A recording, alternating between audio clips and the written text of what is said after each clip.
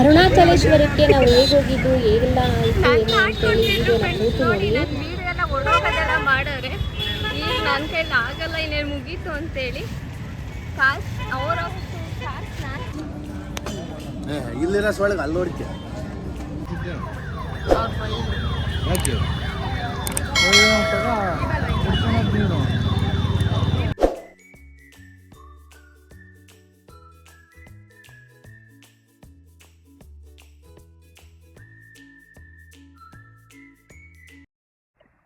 Hi, ನನ್ನೆಲ್ಲ ಕನ್ನಡ ನಮಸ್ಕಾರಗಳು.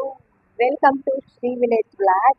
Actually daily ಅಲ್ಲಿಗೋದೆ ಇಲ್ಲಿಗೋದೆ ಅಂತ ಹೇಳಿದೆ, ಬಟ್ ಇವತ್ತು ನಾನು ತಿರುವಣ್ಣಾಮಲೈ ಅರುಣಾಚಲೇಶ್ವರಕ್ಕೆ ಬಂದಿದ್ದೀನಿ. ಸೊ ಹೇಗೆ ಬಂದು ಏನು ಅಂತ ಹೇಳಿ ಎಲ್ಲ ವಿಡಿಯೋನ ಅಪ್ಲೋಡ್ ಮಾಡ್ತೀನಿ. ಸೊ ನಾವು ಆಲ್ಮೋಸ್ಟ್ ಅಲ್ಲಿ ಈವ್ನಿಂಗ್ 7:30 ಬಿಟ್ಟಿದ್ದು. ಸೊ ಇಲ್ಲಿಗೆ ರೀಚ್ ಆಗೋಷ್ಟೊತ್ತಿಗೆ ನೋಡಿ ಅಲೆಯೋ 6:30 ಆಗೋಗಿದೆ. ಅಲ್ಲೇ ಬೆಳಕರ್ದು ಹೋಗ್ಬಿಟ್ಟಿದೆ ನಮಗೆ. ನಾವು ಬಂದು ಇಲ್ಲಿಗೆ ತಲುಪೋ ಅಷ್ಟೊತ್ತಿಗೆ ಈಗ ತುಂಬಾ ವರ್ಷದಿಂದ ಈ ರೀಲ್ಸ್ ಎಲ್ಲ ಅಂತೂ ನೋಡಿ ನೋಡಿ ನಾವು ಹೋಗ್ಬೇಕು ಅನ್ಸತಿ ಅಂತ ಅನ್ಕೊಂಡಿದ್ವು. ಬಟ್ ಇವತ್ತು ಅನ್ಎಕ್ಸ್ಪೆಕ್ಟೆಡ್ ಐಡಿಯಾನೇ ಇರ್ಲಿಲ್ಲ, ಬಟ್ ಅನ್ಎಕ್ಸ್ಪೆಕ್ಟೆಡ್ ಆಗಿ ಬಂದಿದೀವಿ. ಸೊ ಇನ್ನು ಈಗ ಜಸ್ಟ್ ಒಂದು ರೂಮ್ ತಗೊಂಡು ವಿಕೆಟ್ ಆಗಿದ್ದೀವಿ. ಇಲ್ಲಿಂದ ಫ್ರೆಶ್ ಅಪ್ ಆಗಿ ಹೊರಡ್ತೀವಿ. ಸೊ ಹೇಗ್ ಬಂದು ಏನು ಎಲ್ಲ ಅಂತ ಹೇಳಿ ಎಲ್ಲ ವಿಡಿಯೋನ ಅಪ್ಲೋಡ್ ಮಾಡ್ತೀನಿ. ನೀವು ಈ ವಿಡಿಯೋನ ಸ್ಕಿಪ್ ಮಾಡ್ದಲೇ ಪೂರ್ತಿ ನೋಡಿ. ಇದ್ರಲ್ಲಿ ಏನಪ್ಪಾ ನಾನು ಹೇಳ್ಬೇಕು ಅಂತಂದ್ರೆ, ಆಲ್ಮೋಸ್ಟ್ ನಾನು ಬೇರೆ ಯೂಟ್ಯೂಬ್ ಅಲ್ಲೆಲ್ಲ ನೋಡ್ದ ಹಾಗೆ ಜಸ್ಟ್ ಬೆಂಗಳೂರಿಂದ ಬರ್ಬೋದು ಅಂತೆಲ್ಲ ಹೇಳಿದ್ದಾರೆ. ಸೊ ನಮ್ಮ ತಿಪ್ಟೂರಿಂದನೂ ಸಹ ಡೈರೆಕ್ಟ್ ಟ್ರೈನು ಇದೆ, ಬಸ್ಸು ಇದೆ, ಅಲ್ಲಿಂದನೂ ಸಮೇತ ಬರ್ಬೋದು. ಸೊ ಟ್ರೈನ್ ಆದ್ರೆ ವೀಕ್ಲಿ 3 days ಅಷ್ಟೇ ಇರೋದು, ಸೋಮವಾರ, ಮಂಗಳವಾರ ಮತ್ತೆ ಶನಿವಾರ. ಅದು ಪೌರ್ಣಮಿಗೆ ಬಂದಾಗ ಬರ್ಬೋದು, ಅಂದ್ರೆ ನಮಗೆ ಸಿಗ್ಲಿಲ್ಲ. ಸೊ ನಾವು ಬಸ್ಸಲ್ಲಿ ಬಂದಿದ್ದು. ಬಸ್ಸಲ್ಲಿ ಅಂದ್ರೆ ಸಂಜೆನೂ ಇದೆ, ಮಧ್ಯಾಹ್ನನೂ ಇದೆ. ಸೊ ಡೈರೆಕ್ಟ್ 7:15 ಒಂದು ಈವ್ನಿಂಗ್ ಹೊರಟ್ರೆ, ಇಲ್ಲ ಅಂತಂದ್ರೆ 8:30 ಒಂದಿದೆ. ಸೊ ಡೈರೆಕ್ಟ್ ಇಲ್ಲಿಗೆ ಬರ್ಬೋದು ಆರಾಮಾಗಿ. ಸೊ ಎಷ್ಟೊಂದು ನಾನು ವಿಡಿಯೋ ನೋಡಿದಾಗ ಆಕ್ಚುಲಿ ನಮ್ಮ ತಿಟ್ಟೂರಿಂದಾನೇ ಬಂದಿದ್ದಾರೆ. ಸೊ ಅವರೆಲ್ಲ ಬೆಂಗಳೂರಿಗೆ ಬಂದು ಬರ್ಬೇಕು ಅಂತ ಹೇಳಿದ್ದಾರೆ. ಸೊ ನಮ್ಮ ತಿಟ್ಟೂರಿಂದಾನೇ ಆಲ್ಮೋಸ್ಟ್ ಅಲ್ಲೇ ಡೈರೆಕ್ಟ್ ಆಗಿ ಬರ್ಬೋದು. ಸೊ ಇವತ್ತು ಫುಲ್ಲು ರಶ್ ಇರುತ್ತೆ, ಯಾಕಂದ್ರೆ ಪೌರ್ಣಮಿ ರಶ್ ಇರುತ್ತೆ ಅಂತ ಹೇಳಿದ್ರೆ. ಬಟ್ ರಶ್ ಇದ್ರೂ ಪರವಾಗಿಲ್ಲ, ನಾವು ಇವತ್ತೇ ಹೋಗ್ಬೇಕು ಅಂತ ಹೇಳಿ ಬಂದಿದ್ದೀವಿ. ಸೊ ನೋಡೋಣ ಹೇಗಿರುತ್ತೆ ಏನು ಅಂತೇಳಿ. ಸೊ ನೆಕ್ಸ್ಟ್ ಸಿಗ್ತೀನಿ, ಬಾಯ್.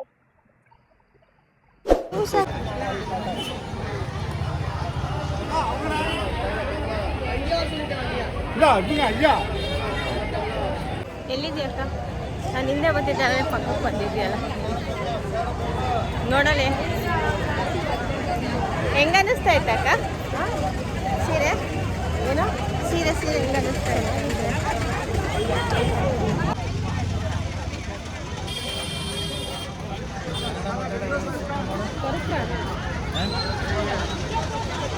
ಕನ್ನಡ ಮಾತಾಡೋರು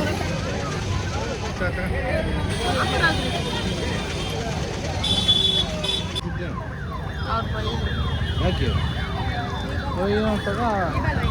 ನೀನು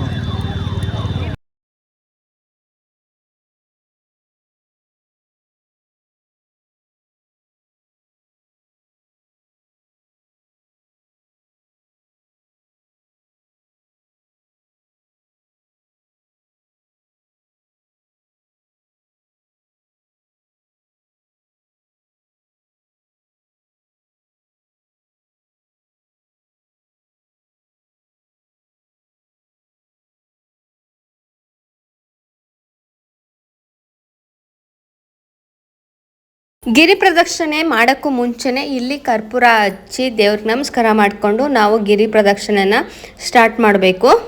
ಈ ಪರ್ವತದ ಮೇಲೆ ಹೇಗಪ್ಪ ಶಿವ ಬಂದು ನಿಲ್ತಾನೆ ಅಂತ ಹೇಳಿ ನನಗೆ ಸ್ವಲ್ಪ ಗೊತ್ತಿರೋ ಅಷ್ಟು ಕಥೆನ ನಿಮ್ಗೆ ಹೇಳ್ತೀನಿ. ಸೊ ಒಂದ್ಸಲಿ ಪಾರ್ವತಿ ಕೈಲಾಸ ಪರ್ವತ ಮೇಲಿದ್ರೆ ಹೂವಿನ ತೋಟದಲ್ಲಿ ಇರ್ಬೇಕಾದ್ರೆ ಶಿವಂಗೆ ಒಂದು ಕ್ಷಣ ಕಣ್ಣು ಮುಚ್ಚೋ ಅಂತ ತಮಾಷೆಗೆ ಹೇಳ್ತಾಳಂತೆ. ಸೊ ಹಾಗೆ ಹೇಳಿದಾಗ ಶಿವ ಕಣ್ಣು ಮುಚ್ತಾನಂತೆ. ಸೊ ಆಗ ದೇವತೆಗಳಿಗೆ ಅದು ಒಂದು ಕ್ಷಣ ಆಗಿದ್ರೆ ಸೊ ನಮ್ಮ ಇಡೀ ಜಗತ್ತಿಗೆ ಅದು ಒಂದು ವರ್ಷನೇ ಆಗೋಗ್ಬಿಡುತ್ತಂತೆ. ಆಗ ಬೆಳಕೇ ಇರಲ್ವಂತೆ. ಸೊ ಅವಾಗ ಪಾರ್ವತಿ ತಪ್ಪಾಯ್ತು ಅಂತ ಹೇಳಿ ದೇವತೆಗಳೆಲ್ಲ ಧ್ಯಾನ ಮಾಡಿ ಮತ್ತೆ ಶಿವನ ಕಣ್ಣನ್ನ ತೆರೆಸಕ್ಕೆ ಒಂದು ಕ್ಷಣ ದೇವ್ರ ಕಣ್ಣು ಮುಚ್ಚಿದ್ಕೆ 1 ವರ್ಷ ಆಯ್ತು ಅಂತಂದ್ರೆ ನೀವೇ ಲೆಕ್ಕ ಹಾಕೊಳ್ಳಿ ಯಾವ ರೀತಿ ಇರ್ಬೋದು. ಸೊ ಅವಾಗ ಶಿವ ಕೆಂಡದ ರೂಪದಲ್ಲಿ ಈ ಪರ್ವತದ ಮೇಲೆ ಬಂದು ಬಿದ್ದಾಗ ಇಡೀ ಜಗತ್ತಿಗೆ ಬೆಳಕು ಬಂದಿತ್ತು ಅಂತ ಹೇಳ್ತಾರೆ. ಸೊ ಅವತ್ತಿಂದ ಈ ಅರುಣಾಚಲೇಶ್ವರ ದೇವಾಲಯ ತುಂಬಾ ಪ್ರಸಿದ್ಧ, ಒಂದು ಪವಿತ್ರವಾದ ದೇವರು. ಇಲ್ಲಿಂದನೇ ಮತ್ತೆ ಬೆಳಕು ಬಂದಿದ್ದು ಅಂತಾನು ಸಹ ಹೇಳ್ತಾರೆ. ನನಗೆ ಗೊತ್ತಿರೋ ಅಷ್ಟೇ ಹೇಳಿದೀನಿ. ಸೊ ಇದೆಲ್ಲ ಏನಾದ್ರು ತಪ್ಪಿದೆ ಪ್ಲೀಸ್ ಕ್ಷಮಿಸಿ.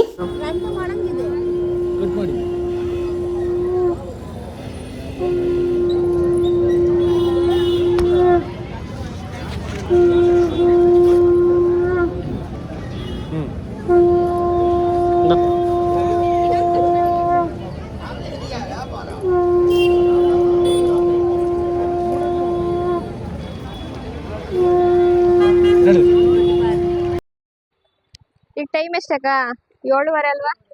ನಾವ್ ಎಷ್ಟೊತ್ತಿಗೆ ರೀಚ್ ಆಯ್ತು ಅಂತ ನೋಡೋಣ. ಸೊ ಸ್ಟಾರ್ಟ್ ಮಾಡಿ ಈಗ.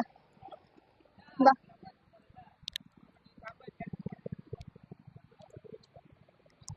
ಏಳುವರೆ ಸ್ಟಾರ್ಟ್ ಮಾಡಿದ್ದೀವಿ. ಎಷ್ಟೊತ್ತಿಗೆ ತಲುಪ್ತೀವೋ ಗೊತ್ತಿಲ್ಲ.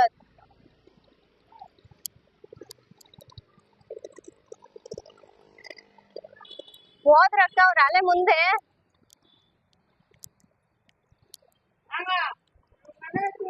ಅರುಣಾಚಲಮಲ್ಲಿ 14 ಮೀಟರು ನಾವು ಗಿರಿ ಪ್ರದಕ್ಷಿಣೆ ಮಾಡಬೇಕಾದ್ರೂ ಅಷ್ಟಲಿಂಗಗಳು ಸಿಗ್ತವೆ. ಸೊ ಒಂದೊಂದು ಲಿಂಗನೂ ಹೋಗಿ ನಾವು ನಮಸ್ಕಾರ ಮಾಡ್ಕೊಂಡು ಹೋದ್ರೆ ತುಂಬಾ ಒಳ್ಳೇದು ಅಂತಾರೆ. ಸೊ ಫಸ್ಟ್ ಸಿಗದೆ ನಮಗೆ ಇಂದ್ರಲಿಂಗ. ಇಂದ್ರಲಿಂಗ ಸಮೃದ್ಧಿ ಮತ್ತು ಯಶಸ್ಸನ್ನು ನೀಡುತ್ತದೆ ಅಂತ ಹೇಳ್ತಾರೆ. ಸೊ ನಾವು ಎಲ್ಲ ಲಿಂಗಗಳನ್ನು ಒಳಗೆ ವಿಡಿಯೋ ಮಾಡೋ ಆಗಿರ್ಲಿಲ್ಲ. ಸೊ ಹಾಗಾಗಿ ನಾನು ಈಚೆಲೆ ಮಾತ್ರ ವಿಡಿಯೋ ಮಾಡ್ಕೊಂಡು ಬರ್ತಾ ಇದ್ದೀನಿ.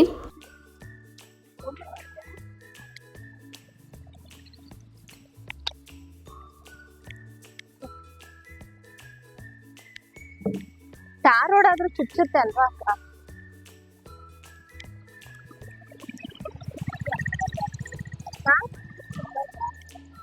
ಡ್ಯಾನ್ಸಾ ಮಾಡೋಣ ಈಗ.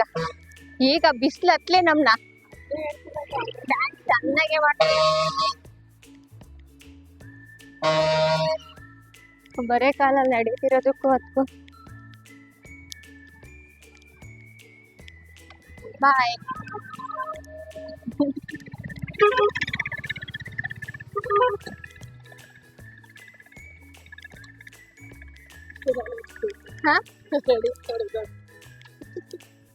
ಏನಿದಕ್ಕ? ಅದೇನದು ಆಟ?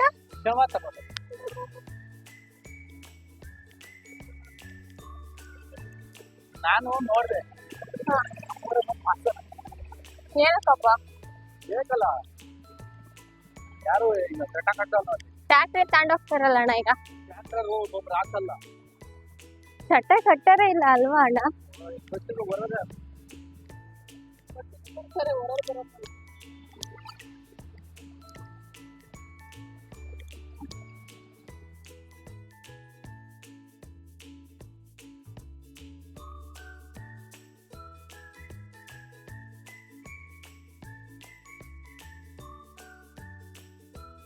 ಇಂದ್ರಲಿಂಗ ಆದಮೇಲೆ ಅಗ್ನಿಲಿಂಗ ಸಿಗುತ್ತೆ. ಸೊ ಇದನ್ನ ರೋಗಗಳು ಮತ್ತು ಭಯವನ್ನು ನಿವಾರಿಸುತ್ತೆ ಅಂತಲೂ ಹೇಳ್ತಾರೆ.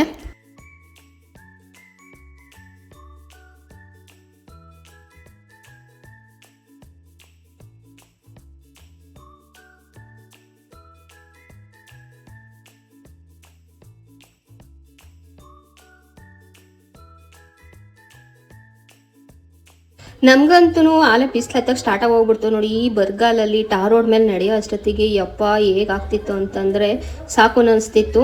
ಸೊ ನಾವು ಹೋಗ್ತಾ ಹೋಗ್ತಾ ಈ ಥರ ಮ್ಯಾಪು ಸಿಗುತ್ತೆ. ಸೊ ಇದಾದ್ಮೇಲೆ ಇದು ಅಂತೇಳಿ ಆರಾಮಾಗಿ ಹೋಗ್ಬೋದು. ಸೊ ಹೆಂಗೆ ಹೋಗೋದು ಏನು ಅಂತ ಏನು ಟೆನ್ಷನು ಆಗಲ್ಲ.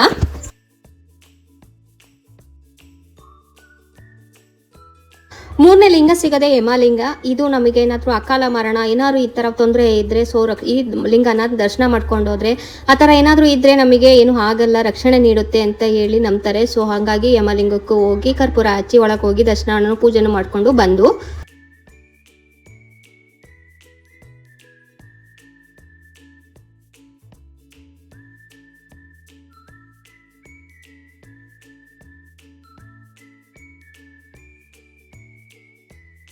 ನಾನಂತೂ ಇಲ್ಲಿ ಫಾರಿನರ್ಸ್ನ ಎಷ್ಟು ಚೆನ್ನಾಗಿ ನೋಡಿದೆ ಗೊತ್ತಾ. ಒಟ್ಟು ನಾವು ನೋಡ್ದಂಗೆ ಅಲ್ಲೇ ಸೆಟ್ಲೇ ಆಗ್ಬಿಟ್ಟಿದ್ದಾರೇನೋ ರೇಂಜಿಗೆ ಎಲ್ಲರೂ ಇದ್ರು. ಸೊ ಅವರಿಗೂ ಎಷ್ಟು ಭಕ್ತಿ ಇರುತ್ತೆ ಅಂತೇಳಿ ಅಷ್ಟೊಂದು ಭಕ್ತಿ ಇಟ್ಕೊಂಡು ಅವರು ಸಹ ನಮ್ಮ ಥರನೇ ಬರಗಾಲಲ್ಲೇ ನಡೀತಾ ಇದ್ರು. ಸೊ ಅವರು ನೋಡ್ತಿದ್ರೆ ಅನ್ಸುತ್ತೆ ನಮ್ಮ ಧರ್ಮದ ಮೇಲೂ ಅವರಿಗೆ ಎಷ್ಟೊಂದು ಭಕ್ತಿ ಎಲ್ಲ ಇದೆ ಅಂತೇಳಿ.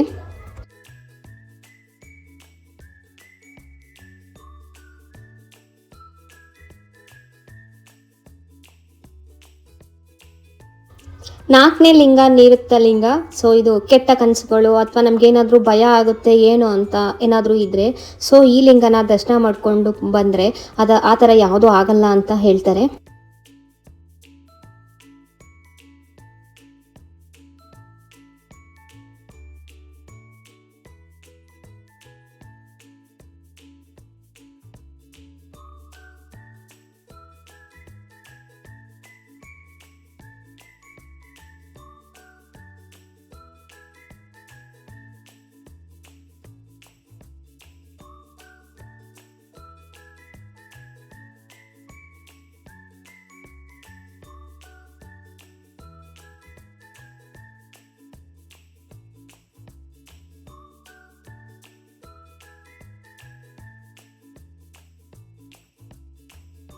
ನೇರುತಲಿಂಗ ಸಿಕ್ತಾದ್ಮೇಲೆ 5ನೇ ಲಿಂಗ ವರುಣಲಿಂಗ.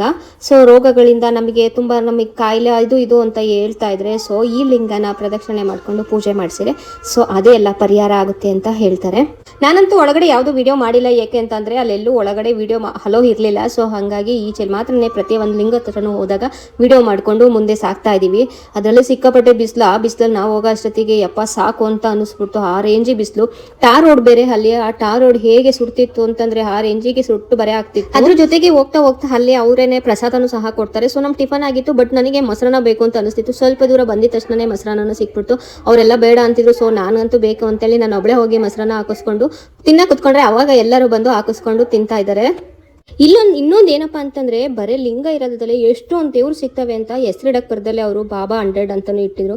ಸೊ ನಮಗೆ ಹೆಸರು ಕೇಳಿ ನಗು ಬರ್ತಾ ಇತ್ತು. ಬಾಬಾ 100 ಅಂತಾನು ಹೆಸರಿಡ್ತಾರ ದೇವ್ರಿಗೆ ಅಂತ ಅನ್ಕೊಂಡು ಅದನ್ನು ಸ್ವಲ್ಪ ಹಾಗೆ ವಿಡಿಯೋ ಮಾಡ್ಕೊಂಡು ಮುಂದೆ ಸಾಕ್ತಾ ಇದೀವಿ. ಸೊ ನೆಕ್ಸ್ಟ್ ಸಿಕ್ಕಿದೆ ನಮಗೆ ವಾಯುಲಿಂಗ ಅನ್ನನ ದೀರ್ಘ ಆಯಸ್ಸು ಮತ್ತೆ ಮಾನಸಿಕ ಶಾಂತಿ ಎಲ್ಲದೂ ನೀಡುತ್ತೆ ಅಂತ ಹೇಳ್ತಾರೆ. ಸೊ ಆ ವಾಯುಲಿಂಗಕ್ಕೂ ಹೋಗಿ ದರ್ಶನ ಮಾಡ್ಕೊಂಡು ಮುಂದೆ ಸತಿ ನೋಡಿ ನಮ್ಮನೇರಂತೂ ಆ ಬಿಸಿಲಿಗೆ ಓಡೋಗ್ತಾ ಇದ್ದಾರೆ, ಅಷ್ಟು ಬಿಸಿಲಿತ್ತು. ಸೊ ಅದನ್ನ ದರ್ಶನ ಮಾಡ್ಕೊಂಡು ಹಾಗೆ ಮುಂದೆ ಸತ್ತಿದ್ವು. ಅಷ್ಟೊತ್ತಿಗೆ ಆಲೇ ಮೇ ಬಿ ಒಂದು 11 ಗಂಟೆ ಆಗೋಗಿತ್ತು. ಎಷ್ಟು ಉರಿ ಬಿಸಿಲಿತ್ತು ಅಂತಂದ್ರೆ ಒಂದು ಸಜೆಷನ್ ಏನಪ್ಪಾ ಅಂತಂದ್ರೆ ಯಾವುದೇ ಕಾರಣಕ್ಕೂ ನೀವು ಈ ಬಿಸಿಲಲ್ಲೆಲ್ಲ ಹೋಗಲೇಬೇಡಿ. ಯಾವಾಗ್ಲಿದ್ರೆ ಏನಿದ್ರು ಸಂಜೆ ಹೊತ್ತೇ ಹೋಗೋದೇ ಬೆಟರ್ ಅಂತ ಅನ್ಸುತ್ತೆ. ಸೊ ಇವರಂತೂ ನಮ್ಮ ಜೊತೆನೆ ಆಲ್ಮೋಸ್ಟ್ ಈ ಫಾರಿನರ್ ನಡೆಯಕ್ಕೆ ಸ್ಟಾರ್ಟ್ ಮಾಡಿದ್ದು. ಪಾಪ ನೋಡಿ ಅವರು ಬರಗಾಲಲ್ಲಿ ಎಷ್ಟು ಚೆನ್ನಾಡ್ತಾರೆ. ಅದ್ರ ಜೊತೆ ನಾವು ಸುಮ್ಮನೆ ತಮಾಷೆ ಮಾಡ್ತಿದ್ರೆ, ಬಟ್ ಅವ್ರೊಬ್ರೇನೆ ಸೊ ಬಡಿಯೋ ತರ ಇರುತ್ತಲ್ಲ, ಕೈಯಲ್ಲಿ ಹಿಡ್ಕೊಂಡು ಹರೇ ಕೃಷ್ಣ ಹರೇ ರಾಮ ಅಂತ ಹೇಳ್ಕೊಂಡು ಎಷ್ಟು ಚೆನ್ನಾಗಿ ಬರ್ತಾ ಇದ್ರು ಅಂತ ಅಂದ್ರೆ ಸೊ ನಮ್ಗೆ ಖುಷಿ ಆಗ್ತಿತ್ತು. ನಾವು ಮಾತ್ರ ಹಂಗೆ ದೇವ್ರ ದರ್ಶನ ಮಾಡ್ತಾ ಇದ್ರು, ಏನೇನೋ ಮಾತಾಡ್ಕೊಂಡು ತಮಾಷೆ ಮಾಡ್ಕೊಂಡು ಬರ್ತಾ ಇದ್ವು. ಬಟ್ ಅವರು ದೇವ್ರದ್ದು ಧ್ಯಾನ ಬಿಟ್ರೆ ಏನು ಮಾಡ್ತಾ ಇರ್ಲಿಲ್ಲ. ಸೊ ಒಂದೊಂದ್ಸತಿ ಅವ್ರ ಮುಂದೆ ನಾವೇನು ಇಲ್ಲ, ಅವ್ರಿಗಿರೋ ಭಕ್ತಿ ನಮ್ಗಿಲ್ಲ ಅಂತ ಅನ್ಸುತ್ತೆ. ಎಲ್ಲದಕ್ಕಿಂತ ಇಲ್ಲಿ ಇದ್ದೇನೆ ನಾವು ಯಾಕಪ್ಪ ಇಷ್ಟೊಂದು ಕ್ಯೂ ನಿಂತ್ಕೊಂಡಿದ್ದಾರೆ ಅಂತ ಅನ್ಕೊಂಡಿದ್ದು. ಬಟ್ ಅಲ್ಲಿಗೆ ಹೋದ್ಮೇಲೆ ಗೊತ್ತಾಯ್ತು ಅದೇನಪ್ಪಾ ಅಂತಂದ್ರೆ ಇದನ್ನ ಇಡುಕು ಪಿಳ್ಳೆಯರ್ ಅಂತ ಕರೀತಾರೆ. ಸೊ ಸಣ್ಣ ಬಂಡೆ ಇರುತ್ತೆ. ಸೊ ಸಣ್ಣ ಬಂಡೆಯಲ್ಲಿ ಸ್ವಲ್ಪನೇ ಜಾಗ ಇರೋದು. ಸೊ ಅದು ನೋಡ್ತಿದ್ರೆ ನಾವಿಲ್ಲ ಹೋಗ್ತೀವ ಅಂತ ಡೌಟ್ ಆಗುತ್ತೆ. ನೋಡಿ ತೋರಿಸ್ತಾ ಇದೀನಿ. ಸೊ ಅದರಲ್ಲಿ ಸಂಧಿಲಿ ನುಸ್ತು ಹೋದ್ರೆ ನಮ್ಮ ಕಿರಿದಾದ ದ್ವಾರದ ಮೂಲಕ ತೆವಳುತ್ತಾ ಗಣೇಶನ ದರ್ಶನ ಮಾಡಬೇಕು. ಸೊ ಈ ಪ್ರಕ್ರಿಯೆ ಯಾಕಪ್ಪ ಮಾಡ್ತಾರೆ ಅಂತ ಅಂದ್ರೆ ಪಾಪಗಳನ್ನು ತೊಳೆದು ನರಗಳ ಸಮಸ್ಯೆಗಳನ್ನು ನಿವಾರಿಸುತ್ತಾ ಫಲವತ್ತೆಯನ್ನು ನೀಡುತ್ತದೆ ಎಂದು ನಂಬಿಕೆ ಇದೆ. ಸೊ ಹಾಗಾಗಿ ಎಲ್ಲರೂ ಇದನ್ನ ಟ್ರೈ ಮಾಡ್ತಾರೆ. ಬಟ್ ನಮ್ಗಂತೂ ಫುಲ್ ಭಯ ಹೋಗ್ಬಿಟ್ಟಿತ್ತು. ಈ ಸಂಧಿಲಿ ನೋಡಿ ನೀವೇ ನೋಡ್ತಿರ್ಬೋದು ಎಷ್ಟು ಸಂಧಿ ಇದೆ. ಈ ದ್ವಾರದಲ್ಲಿ ನಾವು ಆಗುತ್ತಾ ಅಂತ ಅನ್ಕೊಂಡಿದ್ದೆ. ನನ್ನಂತೂ ಮನೇಲೆಲ್ಲ ರೇಗಿಸ್ತಾ ಇದ್ರು, ಬೇರೆ ನಿನ್ ಕೈಲಿ ಆಗಲ್ಲ ಅಂತೇಳಿ ನೋಡೇ ಬಿಡೋಣ ಅಂತೇಳಿ ನಾನು ಟ್ರೈ ಮಾಡಿದೆ. ಸೊ ಹೋದ್ವಾ ಇಲ್ವಾ ಅಂತೇಳಿ ವಿಡಿಯೋ ನೋಡಿ ನಿಮ್ಗೆ ಗೊತ್ತಾಗುತ್ತೆ.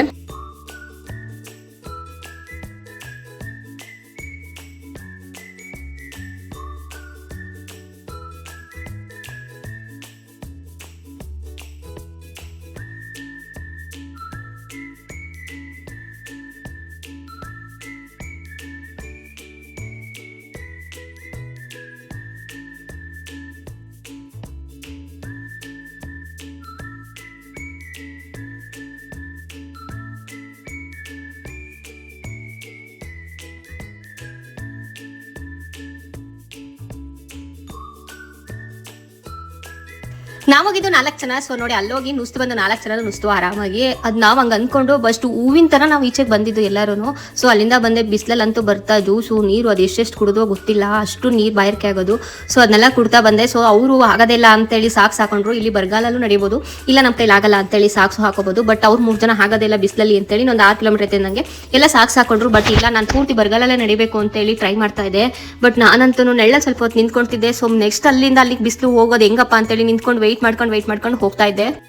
ಅದ್ರ ನೆಕ್ಸ್ಟ್ ಸಿಗದೆ ಕುಬೇರಲಿಂಗ ಸಂಪತ್ತು ಮತ್ತು ಐಶ್ವರ್ಯವನ್ನು ಕರುಣಿಸುತ್ತೆ ಅಂತ ಹೇಳ್ತಾರೆ. ಸೊ ಎಲ್ಲದಕ್ಕಿಂತ ಇಂಪಾರ್ಟೆಂಟ್ ಇದೆ ಅಲ್ವಾ. ಸೊ ಈಗ ನಮ್ಮ ಹತ್ರ ದುಡ್ಡಿದ್ರೇನೆ ಬೇರೆಯವರೆಲ್ಲ ನಮ್ಮನ್ನು ತಿಳಿಸಿ ಮಾತಾಡೋದು ಅಂತೇಳಿ ಇಲ್ಲಿ ಸ್ವಲ್ಪ ಸ್ಟ್ರಾಂಗ್ ಆಗಿ ಕೇಳ್ಕೊಂಡು ಹಾಗೆ ಮುಂದೆ ಹೋದು.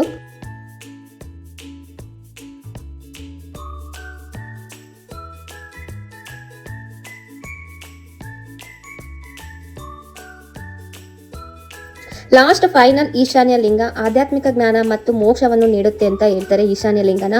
ಸೊ ಅಲ್ಲಿಗೂ ಹೋಗಿ ಪೂಜೆನ ಮುಗಿಸ್ಕೊಂಡು ನಮಸ್ಕಾರ ಮಾಡ್ಕೊಂಡು ಮುಂದೆನ ಸಾಕಿದ್ವು. ಅಲ್ಲಿಂದ ಇನ್ನೂ 4 ಕಿಲೋಮೀಟರ್. ಸೊ ಲಾಸ್ಟ್ ಲಿಂಗ ಆದ್ಮೇಲೆ ಇನ್ನು 4 ಕಿಲೋಮೀಟರ್ ಇತ್ತು. ಬಟ್ ನಮಗೆ ಆ 4 ಕಿಲೋಮೀಟರ್ ಹೇಗಾಗಿತ್ತು ಅಂತಂದ್ರೆ ಯಪ್ಪ ಇನ್ನೂ ದರ್ಶನ ಸಿಕ್ತಿಲ್ಲ ಸಾಕು ಅನ್ನೋ ಅಷ್ಟು ಆಗೋಗ್ಬಿಟ್ಟು ಇತ್ತು. ಅಷ್ಟು ಕಾಲು ಸುಡ್ತಾ ಇದ್ದು. ನನ್ಗಂತೂ ಬರಿಗಾಲ ನಾನು ನಡೀತಿರೋದಕ್ಕೂ ಹೊತ್ಕೊಂಡು ಬೊಬ್ಬೆನೆ ಬಂದೋಗ್ಬಿಟ್ಟಿದ್ದು.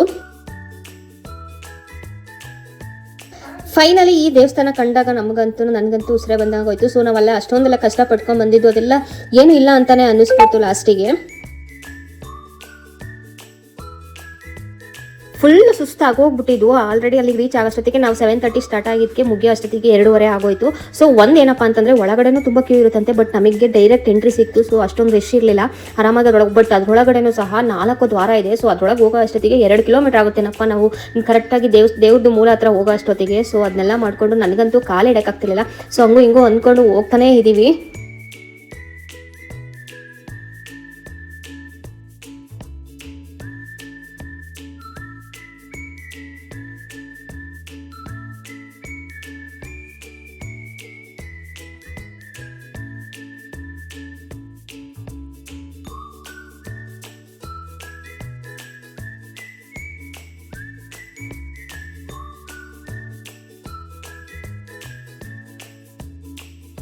ಅದ್ರದ್ದು ಬ್ಲೂ ನಕ್ಷೆ ಹಾಕಿದ್ದಾರೆ ನೋಡಿ, ಇದೇ ಥರ ದೇವಸ್ಥಾನ ಇರೋದು. ಸೊ ಆ ಕಡೆ ಫುಟ್ಟು 4 ಮೂಲೆಯಲ್ಲೂ 4 ದ್ವಾರ ಸಿಗುತ್ತೆ, ಮಧ್ಯದಲ್ಲಿ ಇರೋದು. ಸೊ ಅದ್ರೊಳಗಡೆನೆ ಎಷ್ಟು ನಡ್ಕೊಂಡು 2 ಕಿಲೋಮೀಟ್ರನ್ನ ಆಗೋಗುತ್ತೆ ದೇವ್ರ ದರ್ಶನ ಮಾಡೋ ಅಷ್ಟೊತ್ತಿಗೆ.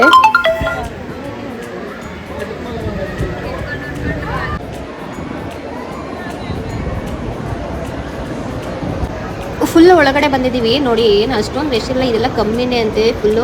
ಅದರಲ್ಲೂ ನಮಗಂತೂ ಆರಾಮಾಗಿ ಮುಂದೆನೇ ಹೋಗಿ ಪೂಜೆ ಎಲ್ಲ ಮಾಡಿಕೊಂಡು ದೇವ್ರ ದರ್ಶನ ತುಂಬ ಚೆನ್ನಾಗಾಯಿತು.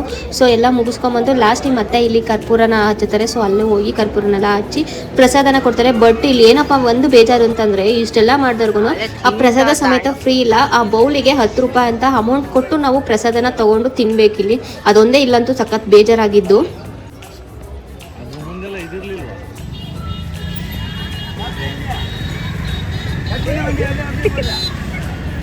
ನನ್ನ ಆಡ್ಕೊಡ್ತಿದ್ರು ಫ್ರೆಂಡ್ಸ್ ನೋಡಿ, ನನ್ನ ವೀಡಿಯೋ ಎಲ್ಲ ಹೊಡೋಗೋದೆಲ್ಲ ಮಾಡೋರೆ. ಈಗ ನನ್ನ ಕೈಲಿ ಆಗಲ್ಲ, ಇನ್ನೇನು ಮುಗೀತು ಅಂತೇಳಿ ಅವರವ್ರು ಕಾಸು ನಾನು ತಗೊಂಡಿದ್ದೇನೆ. ಯಾರು ರೇಂಜಿಗೆ ಹೋಗ್ತಾರೆ, ಎಲ್ಲಾನು ಬಿಟ್ಟು ಆಟ. ತಮಿಳ್ನಾಡಲ್ಲಿ ಲಾಸ್ಟ್ನೇ ಕಾಫಿ ಇದ್ದಿದ್ದು ಲಾಸ್ಟ್.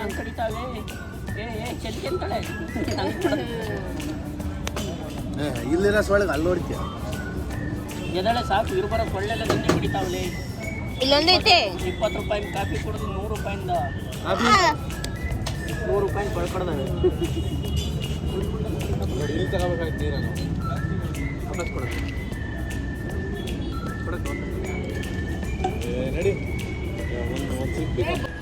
ಊರಲ್ಲಿ ಪ್ರೈವೇಟ್ ಬಸ್ ಸ್ಟ್ಯಾಂಡ್ ಎಷ್ಟು ನೀಟಾಗಿರುತ್ತೆ. ನಮ್ಮ ಮಕ್ಕಳು ನೋಡಿ ಹೆಂಗಾಗಿದ್ದಾವೆ. ನಮ್ಮ ಬೆಂಗಳೂರಿಗೆ ಅಲ್ಲ, ತಿರುಮಣಮಲೆ ಇತ್ತು, ದರ್ಶನ ಆಯ್ತು, ಎಲ್ಲ ಮುಗಿಸ್ಕೊಂಡು ಬಸ್ಸು ಸಿಗ್ತಾ ಇಲ್ಲ. ಆದ್ರೆ ಅಣ್ಣ ಒಂದ್ ಏನೇನ್ ಗೊತ್ತಾ ಹೇಳ್ಬೋದು, ಯಾರಾಗ್ಲಿ ಬರ್ಬೇಕು ಅಂತ ಅನ್ಕೊಂಡವ್ರು ಮಧ್ಯಾಹ್ನ ಬರಬೇಡಿ, ನೈಟ್ ಬನ್ನಿ, ಬೆಳಗಿನ ಜಾವನೇ ಬಂದು ದರ್ಶನ ಮಾಡಿ. ನಮ್ಮ ಒಂದು ಕಾಲ್ ಬೊಬ್ಬೆ ಬಂದೋಗವೆ.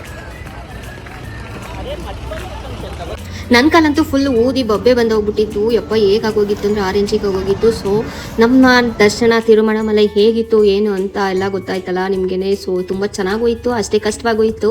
ಸೊ ನಂಡೆ ಈ ಥರ ಆಯಿತು. ಈ ವಿಡಿಯೋ ನಿಮಗೆ ಇಷ್ಟ ಆಗಿದೆ ಪ್ಲೀಸ್ ಲೈಕ್ ಮಾಡಿ, ಶೇರ್ ಮಾಡಿ, ಫಾಲೋ ಮಾಡಿ, ಸಬ್ಸ್ಕ್ರೈಬ್ ಮಾಡಿ ಅಂತೇಳಿ ನಾನು ವಿಡಿಯೋನ ಹೆಣ್ಣು ಮಾಡ್ತಾ ಇದ್ದೀನಿ. Thanks for watching. ಮತ್ತೆ ನೆಕ್ಸ್ಟ್ ವಿಡಿಯೋದಲ್ಲಿ ಸಿಗೋಣ.